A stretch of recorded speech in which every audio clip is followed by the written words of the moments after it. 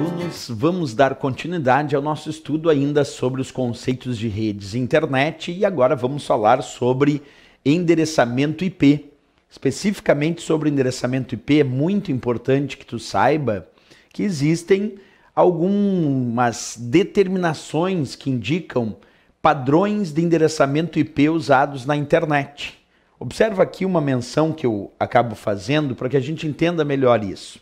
Primeiro, IP significa o protocolo da internet. Tá aí tranquilo. E é o endereço que identifica os computadores conectados à internet.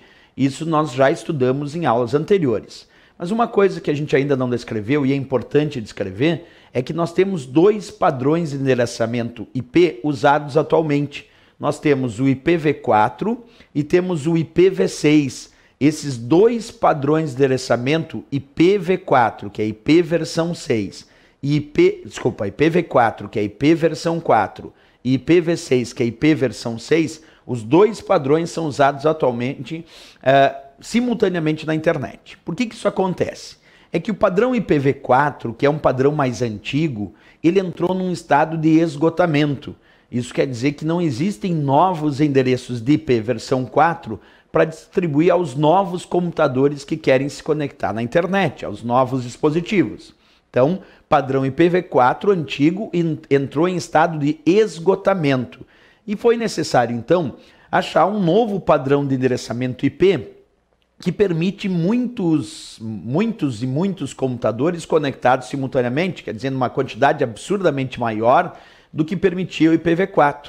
Então, o IPv6, que é um novo padrão de endereçamento IP, é um padrão que vai permitir uma quantidade muito maior de endereços de IP para computadores conectados na internet simultaneamente. Mas se a prova perguntar, olha o que eu estou dizendo. Atualmente eu não posso dizer que usamos só IPv6 e que o IPv4 não é mais utilizado. Não, nós estamos num processo de migração. E esse processo de migração, ele é gradual e lento. Então nós estamos usando IPv4, é verdade, mas também estamos migrando para o padrão IPv6. Então os dois padrões são utilizados atualmente na internet. Outro ponto a ser destacado é que o padrão IPv4 é um padrão de apenas 32 bits. E o padrão IPv6 é um padrão de 128 bits, que permite, como eu disse, uma quantidade muito maior de computadores conectados à internet de forma simultânea. E para isso veio o IPv6, como uma nova tecnologia de endereçamento IP para permitir mais e mais computadores conectados à internet de forma simultânea. Ok, se a gente percebeu isso como uma diferença bem relevante para a prova, vamos verificar então as características dos dois de forma comparativa. Acompanha aí comigo na tela do teu computador. Então foi lá, o IPv4, padrão de 32 bits.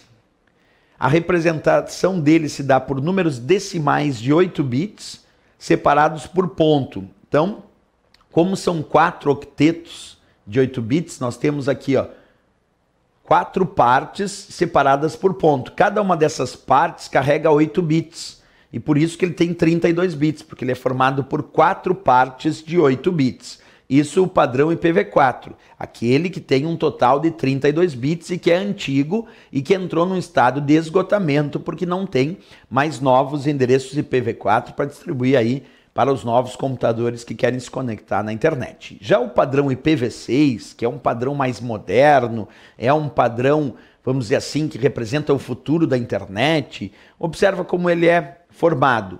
Ele é formado então por 128 bits, como eu disse. Sua representação se dá por números hexadecimais de 16 bits, separados por 2 pontos. E aqui tem um exemplo de endereçamento IPv6, assim como aqui em cima tinha um exemplo de endereçamento IPv4. Então vimos também as características que diferenciam o padrão IPv4, IP versão 4, e o padrão IPv6, IP versão 6, para se tornar o endereço que identifica os computadores conectados à internet, ok? Bem, aqui eu tenho para vocês um slide, esse slide é importante que eu diga, ele é do Comitê Gestor da Internet no Brasil, a fonte dele, que é o órgão que regulamenta as funcionalidades, as normas para o uso da internet no Brasil, o Comitê Gestor da Internet, também chamado de CGI. E o Comitê Gestor da Internet, por ser o órgão oficial que vai determinar as normas e regras, é ele quem está no topo dessa conversão de padrão de endereçamento IPv4 para IPv6. É o Comitê Gestor da Internet que está ditando normas, regras e prazos para a conversão de IPv4 para IPv6. E aqui esse slide é do Comitê Gestor da Internet, então é do órgão oficial do Brasil, ditando as regras aí indicativas do padrão IPv4 e IPv6. Observa, se a questão principal é ter mais endereços, nesse caso, mais endereços de IP, ele dizia lá, o IPv4 é formado por 38 bits, dando aproximadamente 4 bilhões de endereços. Já o IPv6 é formado por 128 bits, dando aproximadamente 79 trilhões de vezes mais que no IPv4. É uma coisa tão absurda que a gente não consegue nem imaginar a quantidade de endereçamentos do padrão IPv6. Quer dizer, ele diz 79 trilhões de vezes mais que o IPv4. Então o IPv6 vai permitir uma quantidade absurdamente maior de computadores conectados de forma simultânea na internet. Lembrando que cada computador conectado à internet precisa ter um endereço de IP que o identifica. E o padrão IPv6 veio para revolucionar, porque permite uma quantidade absurda de computadores conectados de forma simultânea, certo? Beleza, pessoal. Isso sobre endereçamento.